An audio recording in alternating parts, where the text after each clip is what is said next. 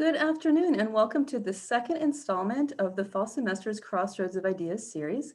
My name is Laura Heisler and I am Director of Programming for the Wisconsin Alumni Research Foundation, Director of Outreach for the Mortgage Institute for Research, and a partner with the Wisconsin Institute for Discovery. And these three organizations are the ones that partner to bring you this series. This series is all about connecting the issues that matter to all of us in our daily lives and also happen to be the subject of research at UW-Madison. In normal times, we host this series in the town center of the Discovery Building on the UW-Madison campus. In the spirit of that location, I would like to take a moment to acknowledge the land on which the Discovery Building sits. It sits on Ho-Chunk land, a place that their nation has called Tejope since time immemorial. In an 1832 treaty, the Ho-Chunk were forced to cede this territory. Decades of ethnic cleansing followed when both the federal and state government repeatedly but unsuccessfully sought to forcibly remove the Ho-Chunk from Wisconsin. This history of colonization informs our shared future of collaboration and innovation. Today, the UW-Madison community respects the inherent sovereignty of the Ho-Chunk Nation, along with the 11 other First Nations of Wisconsin. Please take a moment to consider the many legacies of violence, displacement, migration, and settlement that bring us here together today. And please join us in uncovering such truths every day.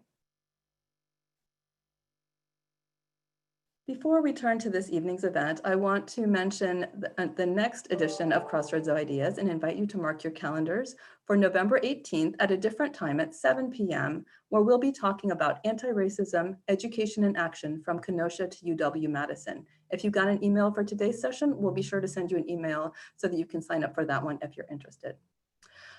In terms of some housekeeping notes for today, we are going to be having presentations and a facilitated discussion, and there will be an opportunity for your questions towards the end of the hour. If you want to ask a question, you can do so at any time using the Q&A function, which you can find by mousing over the bottom of your screen. We have disabled the chat, so Q&A is the best way to let us know that you have a question. And now, let me turn to this evening's event. It has become something of a tradition for Crossroads of Ideas to partner with the UW Communications Office to feature their science writer in residence as a speaker during Crossroads. We had hoped to have this evening's speaker last spring, but of course, a lot of other events conspired to make last spring unusual. We were delighted that it was possible to reschedule and bring this semester's science writer in residence to you through Crossroads, along with an esteemed UW-Madison scholar. With that, I'm going to turn the virtual podium over to my colleague, Eric Hamilton from UW Communications to tell us more about this evening's event. Eric, it's all yours. Thank you so much, Laura. And thank you to the Crossroads of Ideas team for hosting this talk. And thank you everybody for joining us tonight. As Laura mentioned, we will be hosting a Q&A after some brief remarks from our two speakers tonight. Please put your questions into the Q&A function on Zoom, and we'll work through them to answer as many questions as we can. Kendra Pierre-Louis is a climate reporter on the new Gimlet media podcast, How to Save a Planet, where she discusses everything from the surprising benefits of trees to why everybody needs a go bag and friendly neighbors in a disaster. Before joining Gimlet earlier this year, she worked on the New York Times climate desk and previously at Popular Science and Inside Climate News. She's also the author of the book Greenwashed, Why We Can't Buy Our Way to a Green Planet. As Laura mentioned, Kendra joins us as our fall 2020 science writer in residence for the program's first virtual visit in its 35-year history, a partnership between the School of Journalism and Mass Communication and University Communications. The UW-Madison Science Writer in Residence program invites leading science journalists to share their expertise with students, instructors, and the public. The program was established in 1986 through the support of the Brittingham Trust, and it continues today with support from the University of Wisconsin Foundation. So I want to thank them for their support in making Kendra's visit possible. Dietram Scheufele is the Taylor Bascom Chair in Science Communication and Vilas Distinguished Achievement Professor at the University of Wisconsin-Madison and in the Mortgage Institute for Research. His research examines the formation of public attitudes and policy dynamics surrounding emerging science. He's the author or co-author of over 200 articles and monographs, and one of the most widely cited experts in the fields of political communication, science communication, and science and technology policy. He's an elected member of the German National Academy of Science and Engineering and a lifetime associate of the U.S. National Research Council. The title of their talk tonight is From Climate Change to the Coronavirus, What We Can Learn from Public Debates About Science in the U.S. Kendra and Dietram will discuss what previous controversies around science in the U.S. can teach us about the ongoing fight over how to address the pandemic. Kendra and Dietram, thank you both so much for joining us. And with that, I will kick it over to Kendra to start. Hi, Eric. Thank you. I just want to say to start for having me, even virtually. It's a great honor and a great pleasure to be here. And so in thinking about today's talk and today's topic, we actually originally sort of conceived of it back in March. And unfortunately, it remains incredibly relevant. There's a statistic that I read today that I've been thinking about a lot. It's actually a series of statistics, and it goes like this. 1 in 920 Black Americans has died from COVID-19. For Indigenous Americans, that number is 1 in 1,100. For Latino Americans, it's 1 in 1,300, roughly. For Pacific Islanders, it's 1 in 1,450. For white Americans, it's 1 in 1,840. Put simply, roughly 2 Black people has died from for every white American because of COVID-19. There are, of course, reasons for this.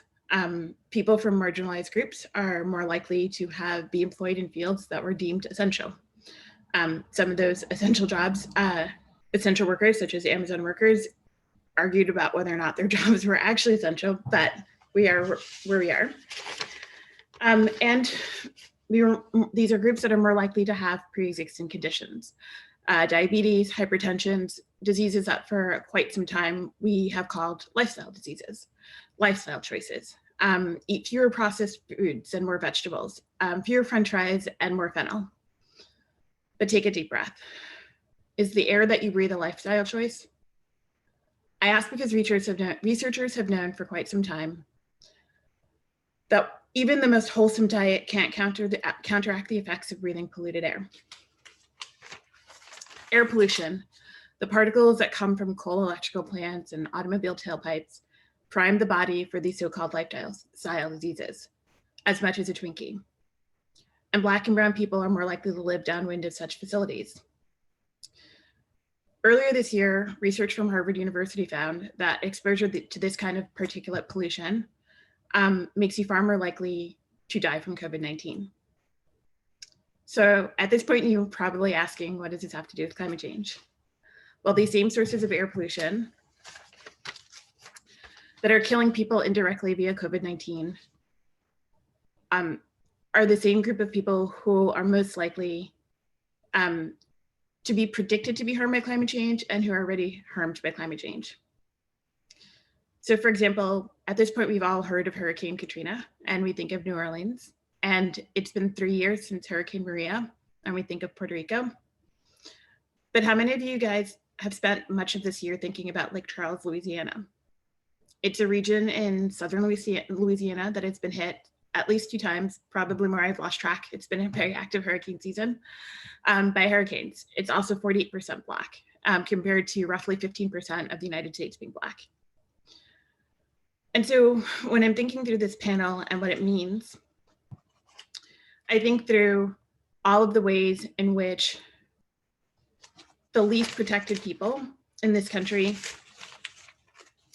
that like COVID, climate change will hit the least protected by the people who are least protected by government. And like COVID, there will be a disproportionate impact across demographics. But as we're seeing right now, we know that a lot of the open up and the government inaction around COVID has to do with who they thought was going to be harmed. In the beginning of the pandemic, it was people who lived sort of on the East Coast and on the West Coast who were disproportionately impacted by COVID. And there's enough reporting to suggest that the Trump administration thought it would be politically advantageous for them to just let us die. And I say this as someone who was living in New York City at the time. But what we're seeing now, when you look at the COVID rates, is that those are not the places where people are dying anymore. That it may start in those populations, but it doesn't spread there. That an action in one place will cause an action in other places. And by that time, it will be too difficult to contain. I'm a journalist. And today, Politico, I believe, just announced to all of its journalists that they are able to work from home indefinitely. Essentially, they're saying that the reality of the ground, the situation on the ground in the United States is such that until there's a vaccine, there's no way that people can safely work from offices. This is an incredible, incredible statement. In fact, I moved out of New York City about a month ago for Southern New Hampshire because I no longer have to work in the office, and I won't have to work in an office at the earliest until the middle of next year.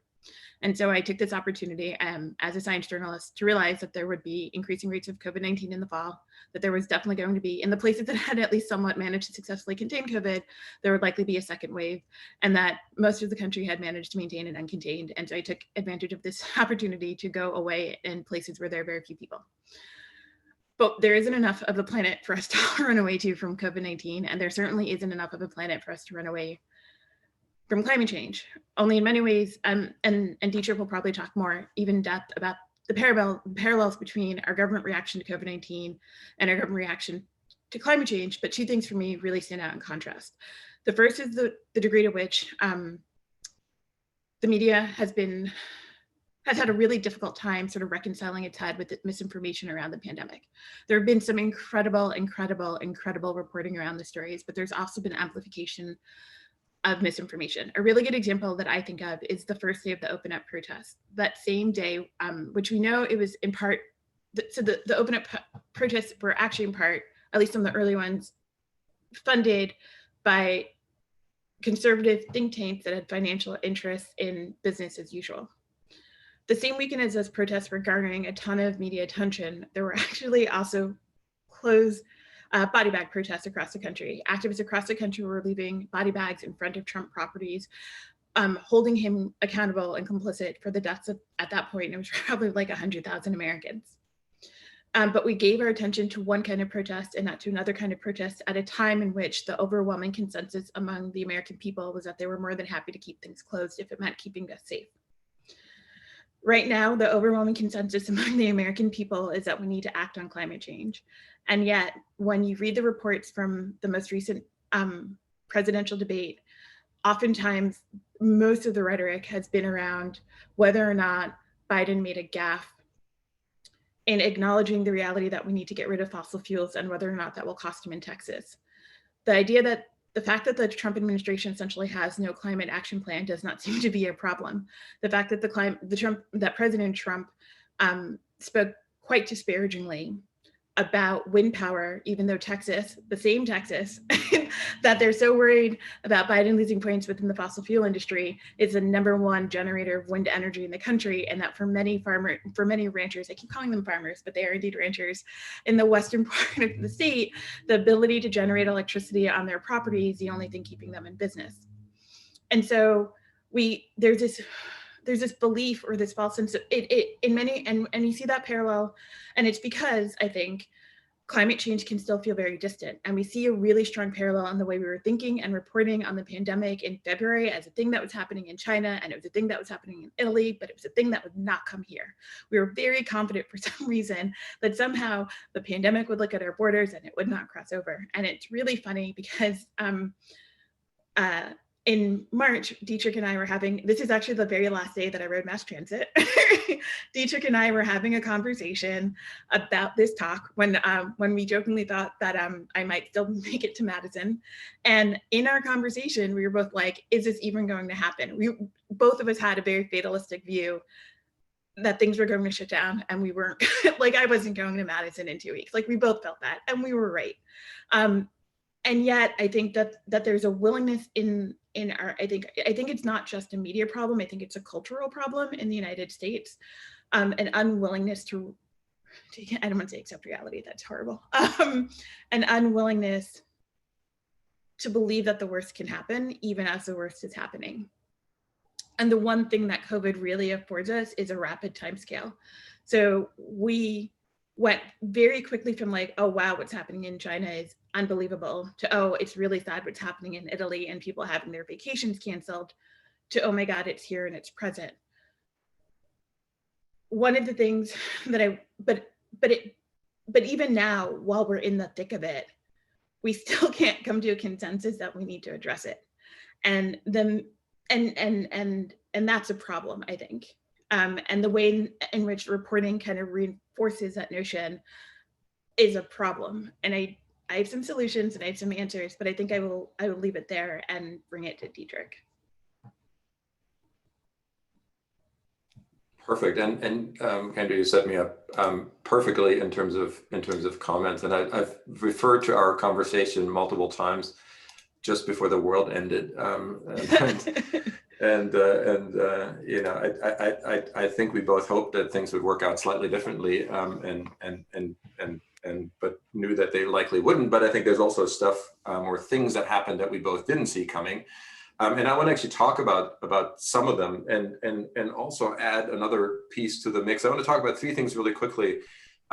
One, the idea of science and policy in the US, which, as somebody who has lived half of my life in another continent, in Europe, where science policy very often looks very different than here.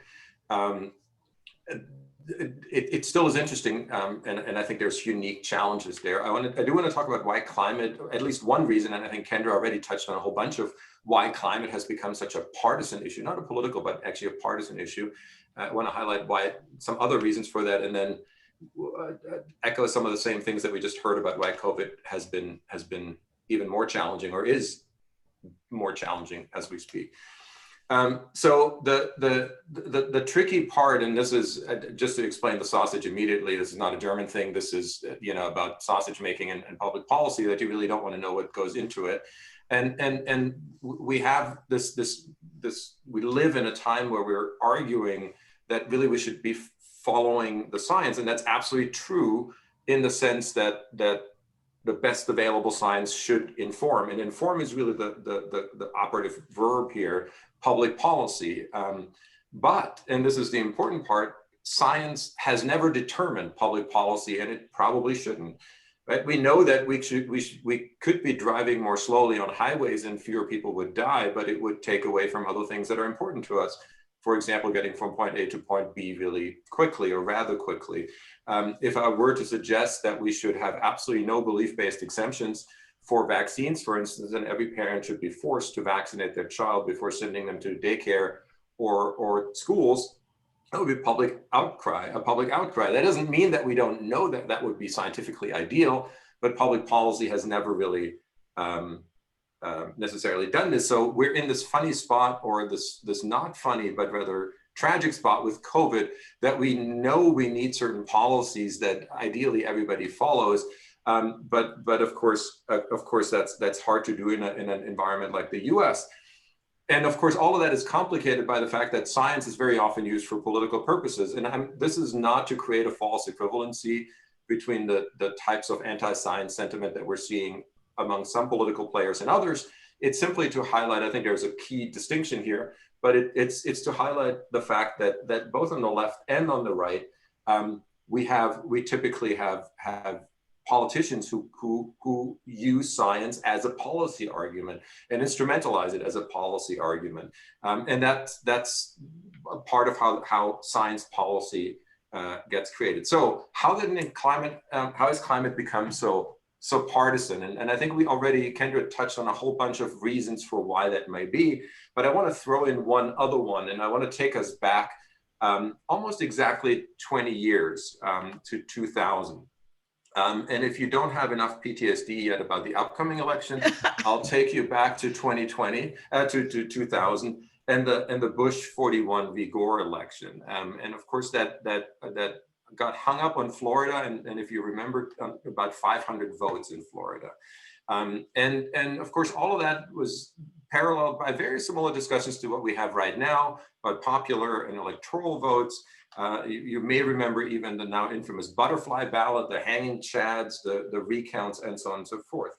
Why am I mentioning all of this? Because of course, Al Gore ended up playing a key role. Al Gore is the person who took the election to the Florida Supreme Court to extend the recount, and eventually went to the US Supreme Court, which in a party line vote ended up stopping the recount and doing what a lot of Democrats felt was taking the election away from Al Gore instead of allowing yet another recount or extending the recount. But Republicans really felt that this was just the Democrats being sore losers. Most importantly, they felt that everything that Al Gore has done since then, who became really one of the key partisan figures in this fight, he of course also became the person for climate policy. Policy that, if you listen to a lot of Republican lawmakers after the 2000 election, they felt was using science to get regulations, to push through regulations that they otherwise wouldn't have got, that Democrats wouldn't have gotten through, and electorally didn't get through, as evidenced by this election. So this is not to say that there's necessarily merit to the argument, but this is to say that Al Gore as a spokesperson came out of a highly partisan fight, and then became basically the face for climate change, which gave climate change a partisan nature that maybe hasn't been particularly fruitful. And it hasn't helped sometimes, and this is really turning the spotlight on my community, since Kendra just talked about, some of the failures of the media system and journalism. Let's talk a little bit about the failures of academia when we have scientists who are trying to connect with conservative audiences or with religious audiences. This is on Christmas Day, Neil deGrasse Tyson tweeting on this day, long ago a child was born who by the age 30 would transform the world. Happy birthday, Isaac Newton. I think that's very funny. I also have very little religious belief systems, which means tweeting this on Christmas Day doesn't bother me, but trolling Christians on their holy day doesn't seem to be the best way for science to connect or to signal to an audience that they're trying to connect with, that their values align and that they really should be listening to them. Bill Nye, the science guy, telling people to grow the F up on television. Don't be idiots, believe in climate change. And of course, Michael Mann, climate scientist, one of the most prominent climate scientists at Penn State, routinely tweeting that everybody with an R next to their name, everybody who's a Republican, is not safe to have in Congress. Again, I'm not making a commentary on any of their arguments, because I tend to, of course, follow their scientific logic. What I'm questioning is the wisdom of attacking somebody for their partisanship, who I really want to talk to when it comes to climate change, because they're the audience that I'm trying to connect with. How bad is it? Well, I just want to show you one piece of evidence that we did when I spent some time at the University of Pennsylvania's Annenberg Public Policy Center when Pope Francis came to the US and had just written an encyclical where he, as a conservative messenger, said three things: A, climate change is real; B, it's man-made; and C, we got to do something. We as conservative, as conservatives, need to do something about this. And so what we were hoping is that him coming to the US and speaking to conservative audiences would kind of take some of that tension out and saying, look, this is not a partisan issue. This is actually an issue that affects all of us. I, as a conservative spokesperson, endorsing this. And, you remember some of the pictures. This is downtown Philly when the Pope was there, people looking at big screens as the Pope was driving by, everybody coming together. So we had a couple of surveys in the field where we looked at, and I'll just show you here on the x-axis, you see, are respondents more liberal? Are they more conservative? So from left to right. And then on the y-axis, you see their concern about climate change. And the black and the red lines distinguish two things. The red lines are basically people who had heard nothing about the encyclical. They hadn't heard the Pope speak. And you see basically the distinction that you would expect. Liberals are more concerned about climate change than conservatives are, right? But then you look at the aware people, and you would assume that for people who had actually seen the encyclical, who had seen the Pope speak, that their climate change concern would go up, because it would kind of depolarize the issue, and their concern would go up. And it would really kind of moderate that line, but it actually became steeper. So the exact opposite happened. People dug in even deeper. Conservatives became less concerned after hearing from the Pope, but climate change and Democrats became more concerned. So what happened? Well, we asked the same setup of variables, except for now we asked, is the Pope a credible messenger on climate? And you see almost the exact same pattern. Democrats overall thought he was a somewhat more credible messenger than Republicans, but especially after they'd seen the encyclical. So in other words, rather than adjust our views on climate change because they're so ingrained in partisanship, we're now adjusting our view on the Pope, and we're saying, well, fine, but the Pope is just not a good messenger, because otherwise I would have to change my partisan view on climate change. That is how ingrained the partisan nature of climate change has become in the US. And I think this is what really one of the core challenges are that we're facing, because from climate change, some of that has bled over into other issues. And this is where I want to touch on COVID really quickly. And again, this is not the only explanation or even the main explanation, but it's a pretty telling illustration. And I think in COVID, and this is one of the things, and Kendra probably saw this coming. I did not see this one coming. But I think what happened for COVID is that we went into, and Kendra already alluded to this earlier, we went into an extremely tight timeline, compressed process of doing science really, really quickly, doing a lot of studies on therapies, on vaccines, on everything else, number one. And we did it under immense public scrutiny.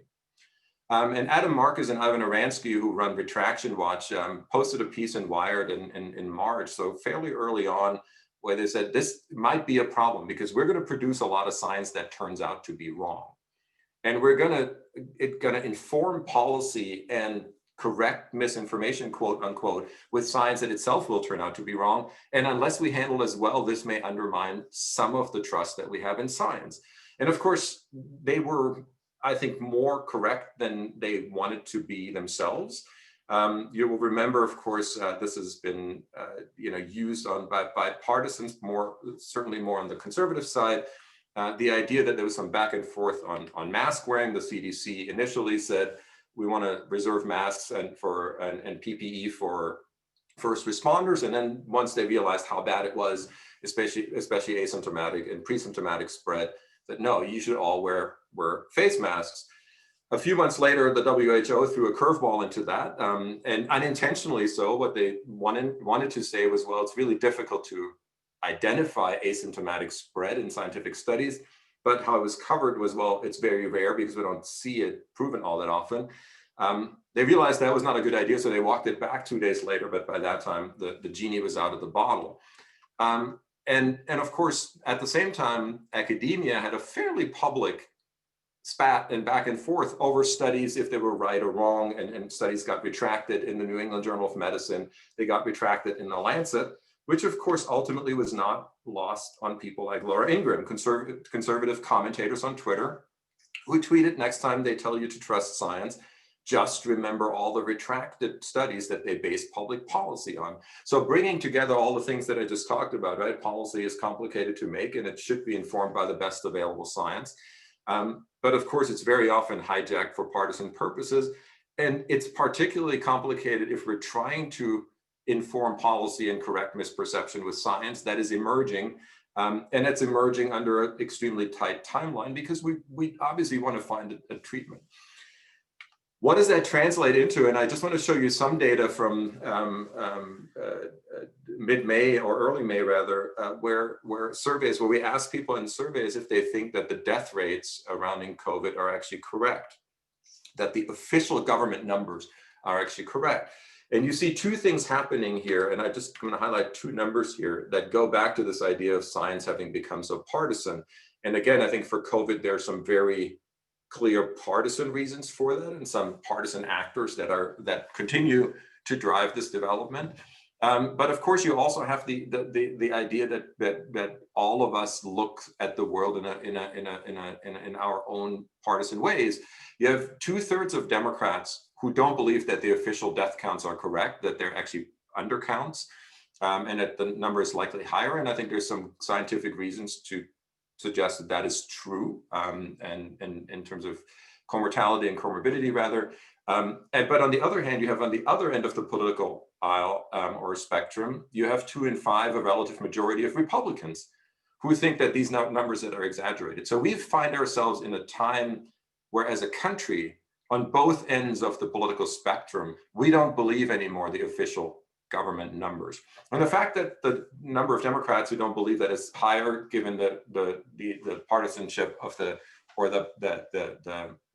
Republican majority in the Senate, and that they hold the White House, is maybe not too surprising, and that may flip with a Democrat White House, and so on. But the idea that we find ourselves in a world where at both ends of the political spectrum we have serious doubt about the official numbers that we're putting out about pandemics, and of course all the conclusions about what the right behaviors are and the necessity for policy interventions, I think is really telling. You saw probably news that today Germany announced that they're going to close down restaurants and basically lock down the country again. But you also see in the US where even a Joe Biden is reluctant to say, we're going to have mandates for mask wearing, for instance, because it's just something that is very difficult to implement in a country like the US. But I'll leave it at that and turn it back to Norma and Eric, who are I'm sure will have lots of questions for us. Thank you, Dietram and Kendra. That was really fantastic and maybe more than a little scary. Yes, right now I want to introduce my co-moderator, Norma Barron-Martinez. She is a junior majoring in environmental studies and journalism with a certificate in American Indian Studies. She is a student intern for UW-Madison's Office of Sustainability, where she writes for the newsletter, works on the Sustain UW podcast, and helps departments on campus be more sustainable. And before the pandemic, she was also a co-host of the student radio program Earth Speak Radio on WSUM. Norma, thank you so much for joining us. She's going to kick off the Q&A with some questions of her own. And one last reminder, please submit your own questions in the Q&A tab on Zoom. We will get to as many questions as we can. Norma, take it away. Cool. Well, thank you. I have a question kind of coming from a person who wants to be an environmental journalist. And what advice would you give young science journalists entering the field on how to navigate this politicization of scientific facts, especially with things like COVID being relevant?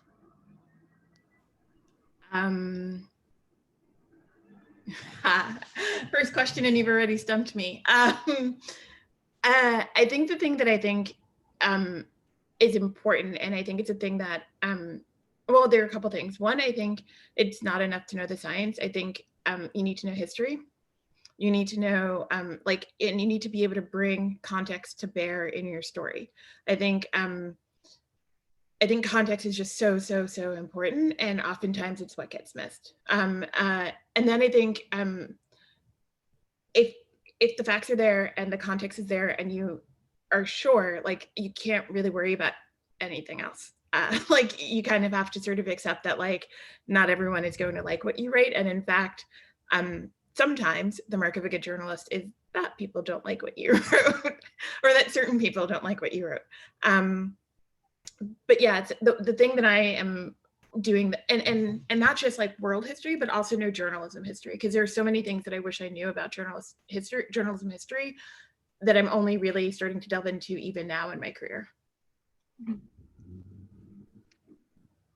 And I'll just add maybe one piece, because I think it's been an interesting discussion in the last few weeks, in particular in the last few months, to which degree science journalists and not just environmental, but organizations should also endorse candidates. And the Scientific American, for instance, came out pretty strongly with Laura Helmuth as their new editor-in-chief, and endorsed a candidate. And then other outlets either spoke out strongly in favor of science-based policy, or even endorsed candidates.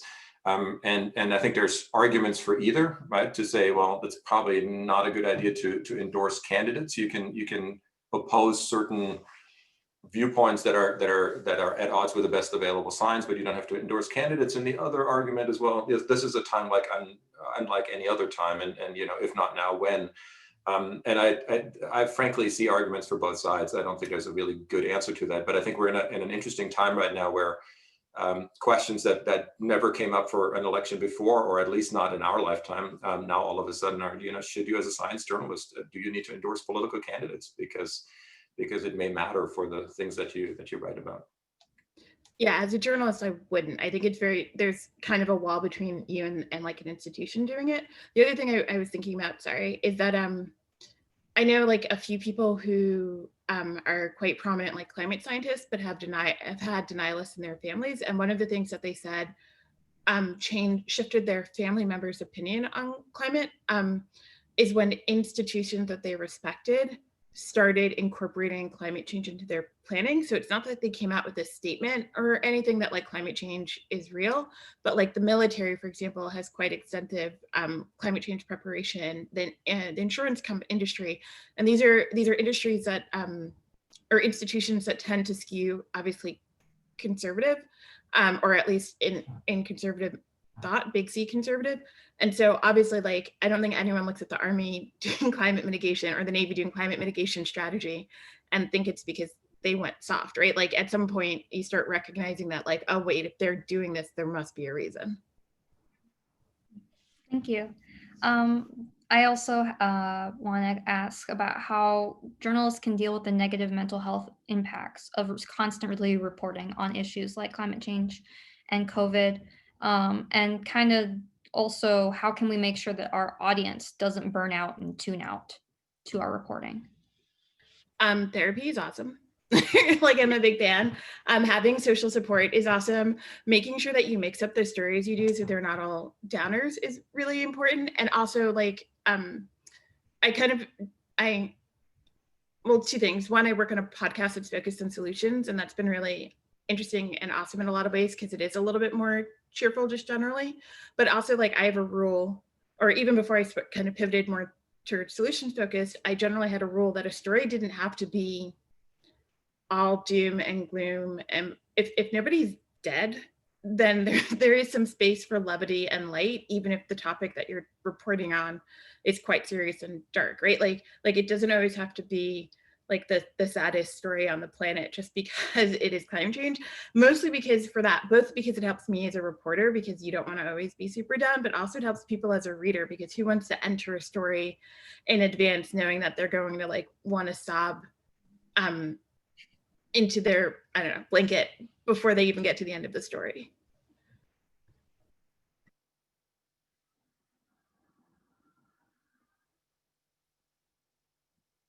Cool.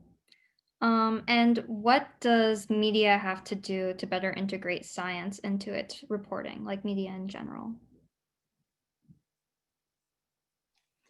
So I'll do exactly what Kendra just said to not do, and that's start with the doom and gloom. I think there's a you know, we've changed our media system to a point where a lot of science writers and science journalists are now freelancers.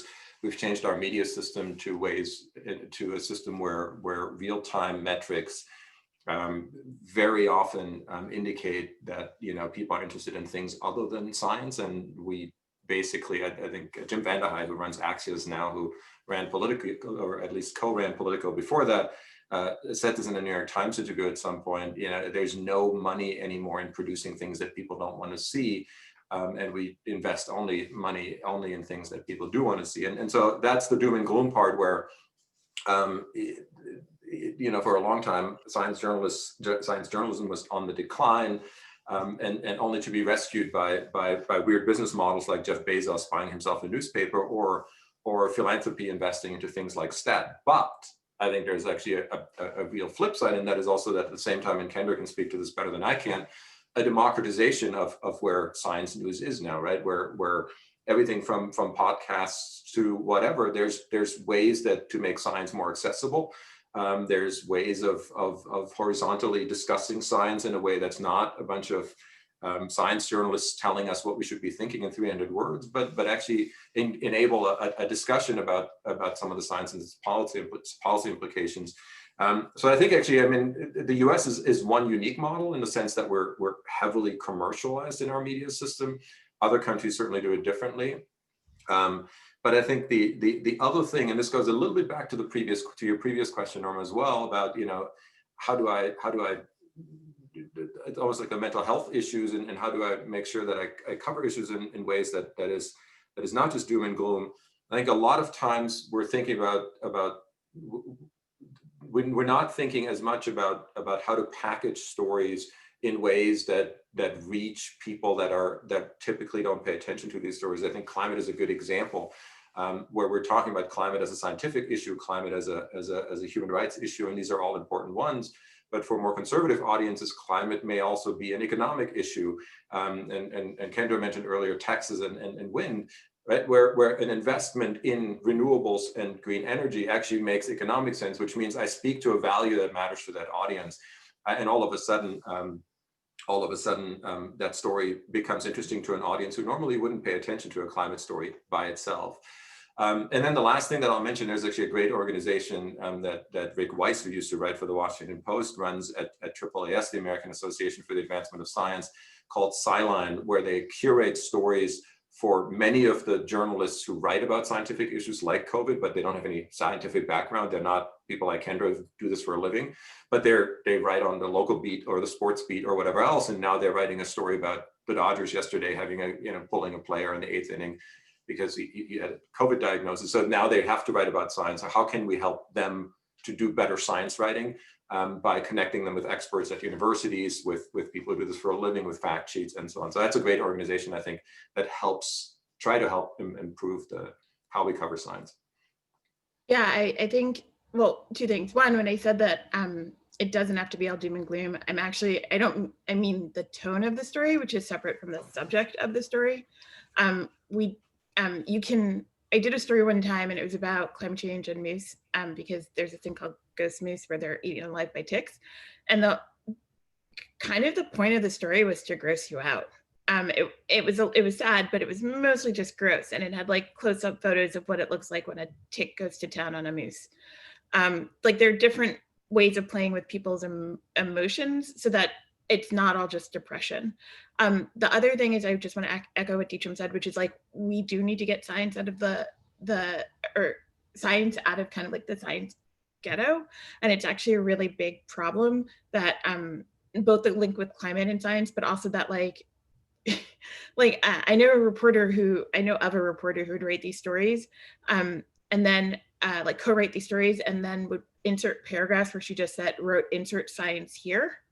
And like another reporter, a science reporter, would insert the science, and that's kind of a problematic way of doing a story because the science, in theory, at least the way I do stories, even when they're not necessarily directly about science, is I usually start with the data. I want to see what data exists out in the world, so that I'm not interviewing someone and it's just like a person on the street story, and it's supposed to be this apocryphal tale, and really it's like an experience that they're the only person who ever had, but I'm trying to position it as this like wide-reaching thing.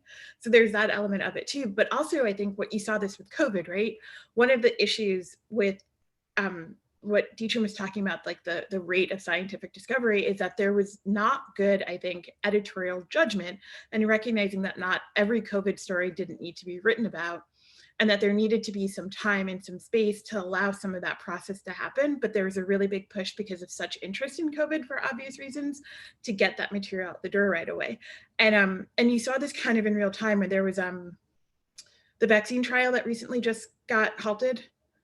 It got halted and it got restarted again. So somebody died, there was a vaccine trial and somebody died. And there were all of these headlines that were like, somebody died in vaccine trial, but it turns out that the person who died of COVID. Somebody in this vaccine trial, I think it's the AstraZeneca one, died of COVID-19. And there were all of these headlines that kind of threw that out into the world, but it took time for them. So basically when someone dies of COVID-19 in a vaccine trial for COVID-19, protocol is you halt the study. And it turns out that the person who died allegedly did not he got the placebo, he got the like meningitis vaccine, he didn't get the COVID-19 vaccine.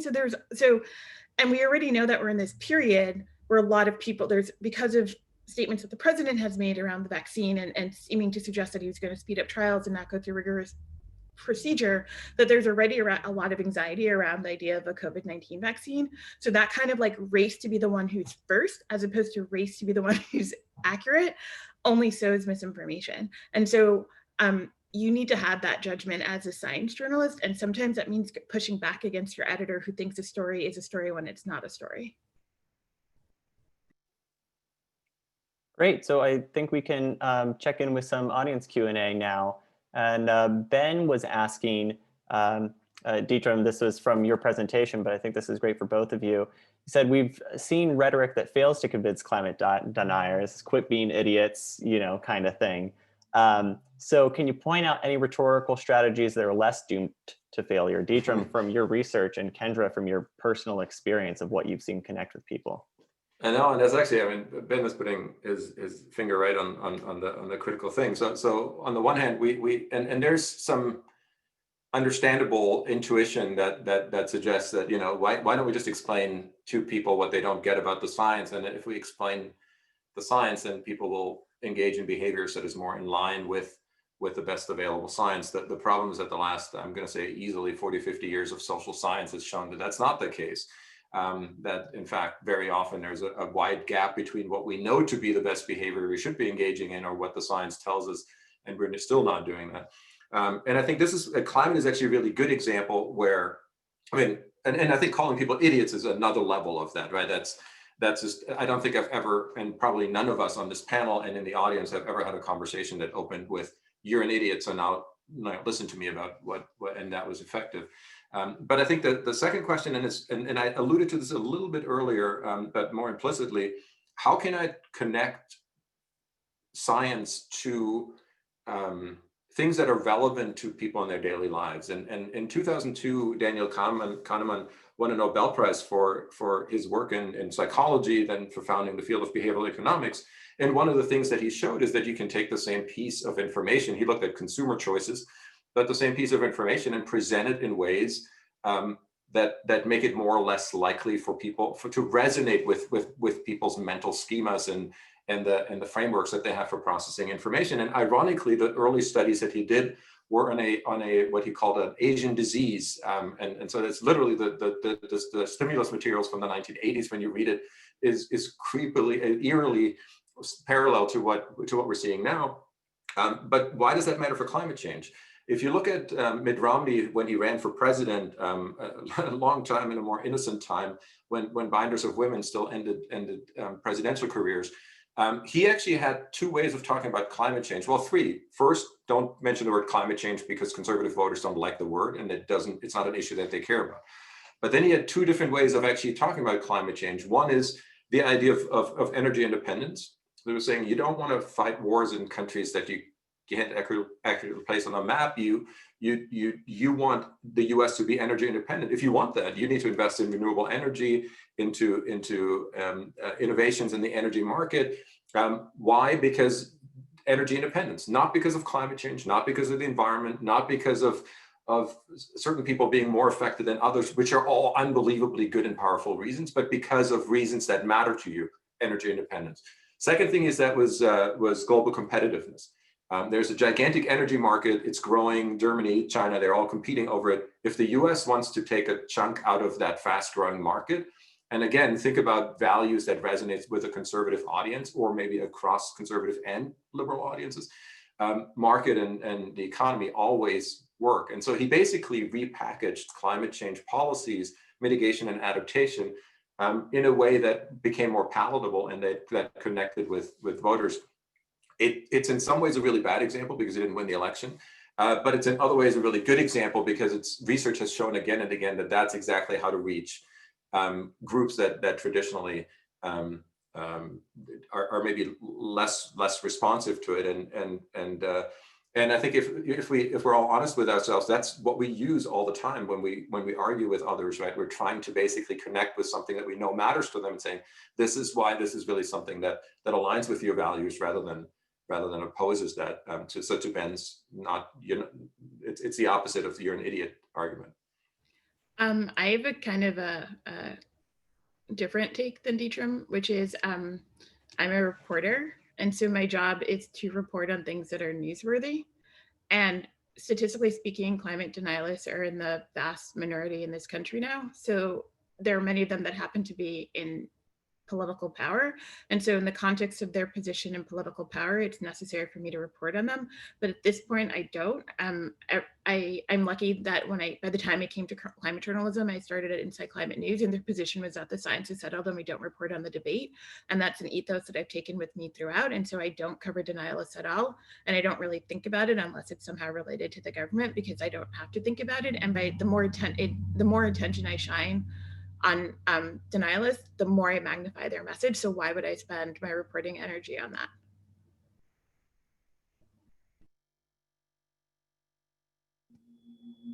Awesome.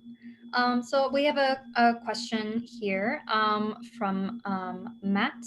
And how do we as academics or journalists, including science journalists, teach or inform students and the public how science is done and progresses? For instance, that it is normal for some scientific findings that are revised later on.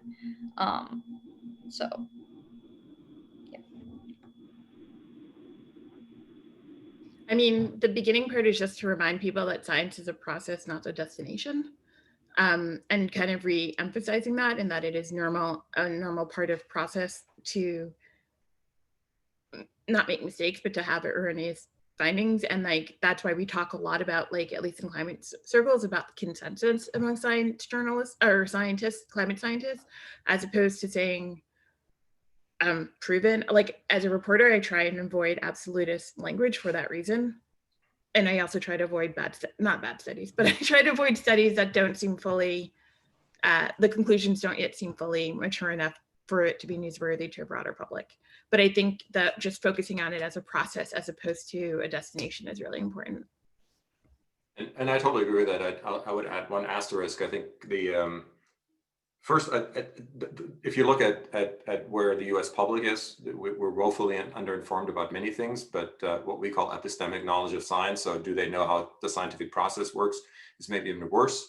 When you ask people what an RCT is, what an experiment is, most people don't know how that works. Most people don't know what the elements are of a scientific study. Is that good or bad? Not commenting on that, it's just the way it is, right? So the idea that people would sift through the science and make sense of it is I think, is one issue, and which is why the consensus across studies, I think, is so important. I would, though, make one argument, and I think one of the responses that we've heard during COVID is, well, people need to understand that this is just a normal process of science. The normal process of science is not to retract studies.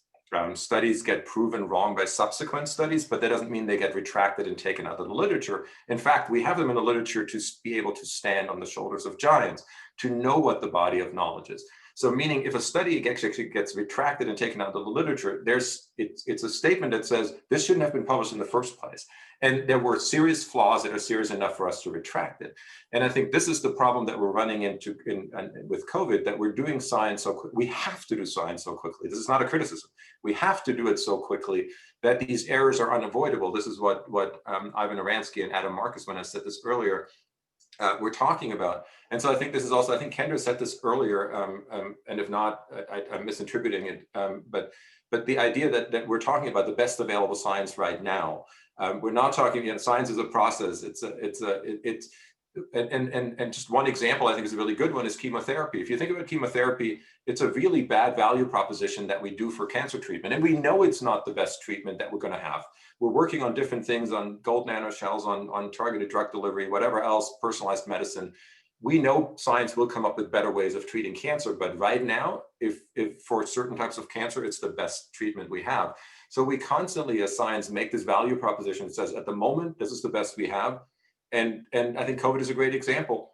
We need to do something. That's very obvious. We're in a worse spot than we've ever been in this country as far as COVID goes. So are we not going to do anything, or are we going to have the policies that we're implementing informed by the best evidence we have at the moment? Is that evidence going to be true a month from now? Absolutely not. We know that. But we can adjust over time. And I think that's the challenge for COVID that has been so problematic. It's not just science that way we normally do it, just a little bit faster.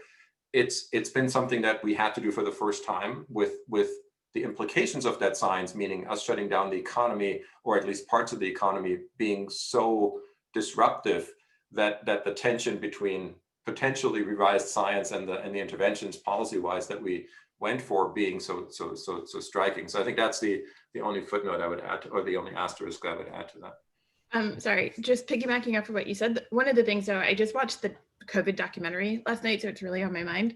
And one of the things that they really kind of made very clear is that the science actually didn't fail in this case, because we know that by looking at countries like New Zealand and South Korea, I almost said North Korea, and South Korea, and even Germany, right? Like other countries managed to do different things that were like, so no country had the same exact approach, or even Hong Kong. Hong Kong didn't even have really good government policies in place, but the population was like, because they had experienced, I believe, with MERS recently, that the population was like, we know that this is going to be bad and we're going to demand things.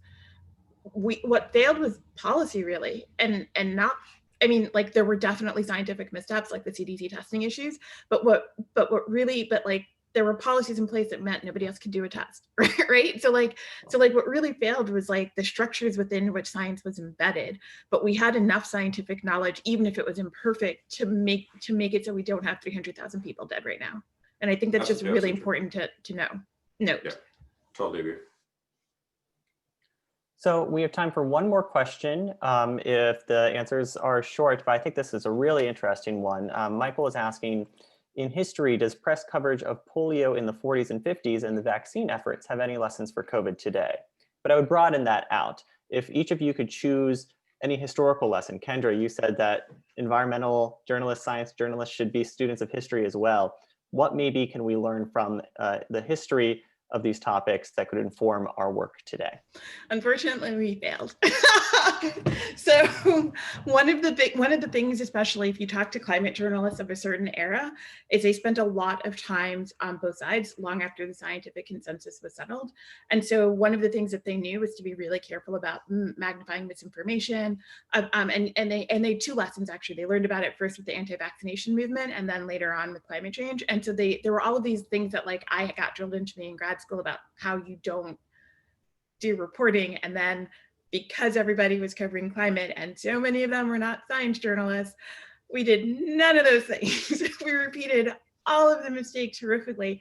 And I think the other thing that people forget is like, we had the pandemic in what, 2012, the H1N1, but we haven't had like I don't want to say a real pandemic. I don't mean to minimize the people who died, but like the thing that I think is very different about polio is like, or even measles, is most people had direct contact with that. I know someone who grew up in Iowa and he's in his late 70s.